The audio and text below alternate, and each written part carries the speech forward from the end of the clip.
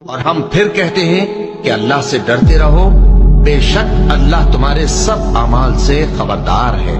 اور ان لوگوں جیسے نہ ہو جانا جنہوں نے اللہ کو بھلا دیا تو اللہ نے انہیں ایسا کر دیا کہ وہ خود اپنے آپ کو بھول گئے۔ یہی لوگ ہیں نافرمان۔ اہل دوزخ اور اہل بہشت برابر نہیں، اہل بہشت ہی کامیابی حاصل کرنے والے ہیں۔ اگر ہم یہ قرآن کسی پہاڑ پر نازل کرتے تو تم اس کو دیکھتے کہ اللہ کے خوف سے دبا اور پھٹا جاتا ہے۔ اور یہ مثالیں ہم لوگوں کے لیے بیان کرتے ہیں تاکہ وہ غور کریں۔ وہی اللہ ہے جس کے سوا کوئی معبود نہیں، پوشیدہ اور ظاہر کا جاننے والا، وہ بڑا مہربان ہے، نہایت رحم والا ہے۔ وہی اللہ ہے جس کے سوا کوئی عبادت کے لائق نہیں، بادشاہ حقیقی، ہر عیب سے پاک، سلامتی دینے والا، امن دینے والا، نگہبان، غالب، زبردست،